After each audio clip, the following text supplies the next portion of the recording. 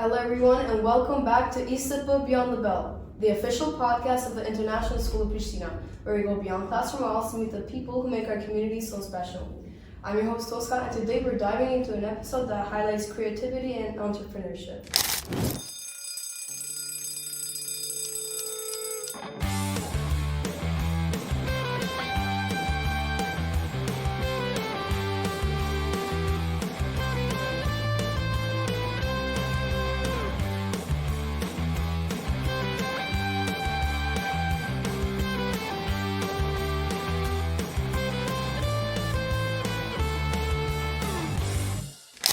Joining us in the studio today is Sumea Shabani, a 12th grader here at ISP. Sumea is actively involved in volunteering work and beyond school works as a content creator, graphic designer, and owner of a digital marketing agency. Sumea, welcome to the podcast. Thank you for inviting me. So let's start from the beginning. Since you're involved in many different fields, volunteering, content creation, graphic design, and digital marketing, it's probably a bit complicated, but how did this journey start for you?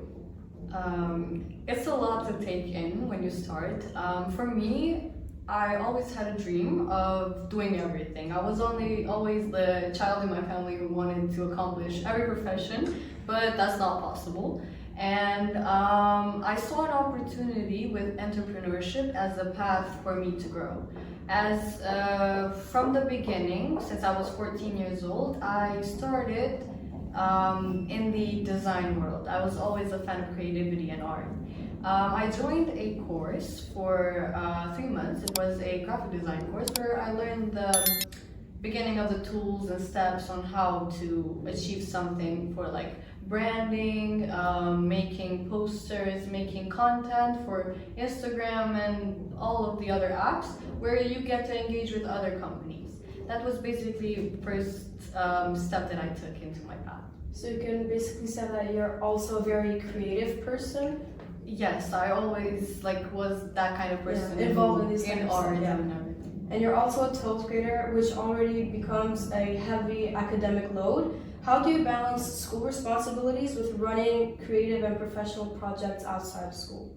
From the beginning, it was kind of hard balancing all of it because I had college and I had to think about the future. But I got help from my teachers, especially my career counselor, who helped me through the path. He made me believe that I could have a routine to divide all of my workspace and my school subjects and studies to make them a balance so I don't get complicated. Yeah, path your roads into being ready.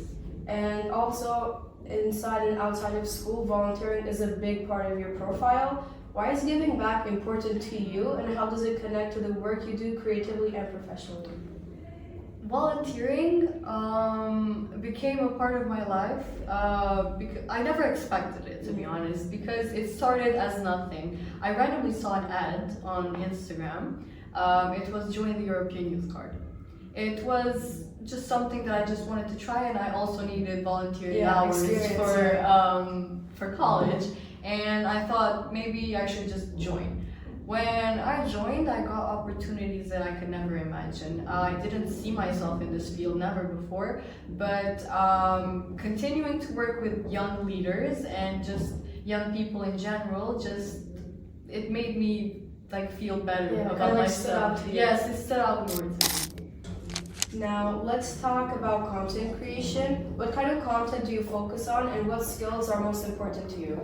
Fun fact about content creation is that I started content creation with volunteering. Oh, really? Yes. It's something that I never imagined because I never saw myself in front of the camera. Even though I liked it, I was scared of the judgment. And after being for a while in the volunteering group, my so-called boss said, just come and be in the video. And I was like, no, and I was skeptical about it. But then I tried it. After a while, the video blew up. And the people were nice. The comments weren't so harsh. And I thought, why don't I do this for myself? And I saw an opportunity and I took it. And that was just the first step of the path of content creation. And now I just do basically content for youth, something for women field. Basically your age, your type of people. Yes, of course. Was it hard to you to start content creation? I mean that way that Any advice that you would give to someone that may want to start? There's a lot of stuff I can talk about, but mostly it's just do what your gut tells you. Because for me, I didn't see myself in this field because I was always a person who thought, what might other people think of me? And I was scared that somebody might judge me because of my work. But now, honestly, I don't really care because I do this because I love it. And I just think it's something that brings me joy, and I do it with very much love. Because at the end of the day, it's something that it's you something want to that I want to do, and I don't necessarily. I don't care what somebody might like it or not, because in every profession you take and every path you do, there is always going to be someone who is against you. So no matter what you do, just believe and try it. Even if it doesn't work, after you fail, you might learn more. So when it comes to graphic design, social media creation, it just so happens that they're all like involved in tech or like in this type of stuff. Did you choose it like that, or did it just happen for you? It's kind of complicated because I always wanted to pursue a career in art. Yeah, I love the thought of drawing. I was always the girl that was into drawing, singing, dancing, and all of that. And in Kosovo especially, there's not very much of a future in art. You don't get something from it. And I thought, how could I combine it? That's when I found graphic design. It's basically art in a digital form. And from that, everything started to spread out, and I took other paths. That's nice to hear, but how did you develop your design skills, and what tools or habits helped you improve over time? As I said in the beginning, I joined a course, a 3-month course, and after that I started working as a designer in a company where I got to grow in general, but I just got work skills in every part that I gotta work with people. So you work at a company, but you also created your own company, the digital marketing agency, and I bet it's a big responsibility, especially as a student who's involved as in school, but like also these extracurriculars. What services does your agency focus on? For me, it was always a dream to make an agency. Not only because I saw other people do it, but I wanted to do something of my own. Yes, of course. Because an entrepreneur is someone who has something of their own. My agency is not really that active because I have a lot of work in other fields, but as much as I get to divide my time for it, I personally work with social media accounts. I manage them, make posts about them, content in general, or just manage their accounts. I try my best, even though it's still early because it has just been launched. You have a lot to learn. Yes, I have still a lot of room to grow, but hopefully in the future I get to do more. Have you had maybe any challenges that you had to face? Yes. There are a lot of challenges in the work field. For me, when I started working as a graphic designer, my biggest challenge was that I was always the youngest in the team. And nobody really cared.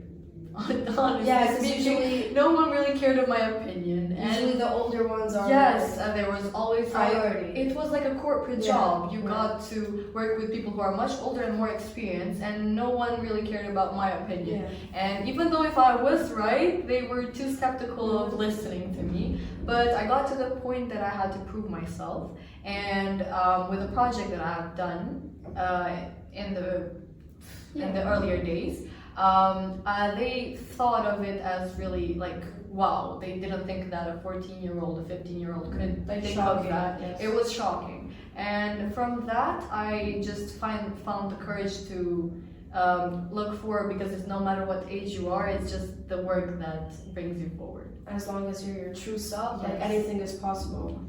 Now, I have a really important question. How do you decide which opportunities to say yes or no to? For me, I was always the person who never knew how to say no. Even at school, even in family, everywhere. Like a people pleaser? Yes. It's mainly because I think I'm the oldest daughter. But honestly speaking, it's just because I tend to do everything. I want everything to be perfect. I'm kind of a perfectionist. But working with many people has taught me that it's not always nice to say yes, because you have some boundaries as a working or as a entrepreneur in general. You need to have your boundaries, and when you don't like something or the company that you're working with doesn't require it doesn't not just doesn't appreciate, doesn't require the skills or something that you want to work with them, it's better to say no, because you're always going to grow more, you're going to get more opportunities. It's not just say yes and do the job if you're not pleased with it. Yes. And of course, you've been thinking about college, taking all these courses to stand out when it comes to applying. But what do you see yourself doing after graduating ISP? I've thought this for a very long time, and I think I mainly achieved my not goals, but my main startups. Yes. I really want to pursue my career in digital marketing. That's the main major. Yes. That's my bachelor's degree that I'm going to join in the future, hopefully. I'm gonna continue working on digital marketing and in marketing in general, and hopefully I get to be a great CEO one day. I see you being like a great leader in that aspect. And what advice would you give to students who want to start either working, creating, or volunteering, but that don't know how to begin? Honestly, just try it. Yeah. Even if you fail, I've failed a lot. During my time of working, I failed a lot, and it's not a joke when people say you learn from your mistakes, because I got to learn from things that I didn't get the chance to do, but it doesn't mean that that's the end. When you fail, you start up again, and you even start up stronger. And it's just a good feeling to see that you have managed to qualify yourself for a great opportunity. Because in my opinion, I feel like it's better to fail but to try it than not try it at all. You should just like think of it as a joke. Yeah, because at the end of the day, it's still experience. Like you still get to try something. Even if it doesn't work out, you just had the opportunity to try it. And now, before we wrap up, we'll finish with a short rapid fire round. Quick answers only. You ready? Sure. Design or marketing? Marketing. Morning person or night owl? Night owl. Favorite creative tool or app? It's a tough one. Yeah, it's because I have to work with a lot of them. CapCut and Illustrator. It's like the OG. Yes. One skill every student should learn. Patience. Yeah. Dream project to work on one day. I have a lot, but I would dream of working in a campaign with the UNDP. Because with the United Nations, because of me personally, I love to work with youth, and I've always worked with youth, and I would love to organize a campaign with them. Hopefully. Yeah, it was very nice meeting you today, and thank you for joining us in this studio. Thank you for your invite. So that brings us to the end of today's episode on ISP Beyond the Bell. Sumea, thank you for joining us today and showing how creativity, entrepreneurship, and volunteering can come together in powerful ways. And to everyone listening, stay tuned for more conversations that take you behind the scenes of our school community. Until next time, I'm Tolska, and this is Beyond the Bell.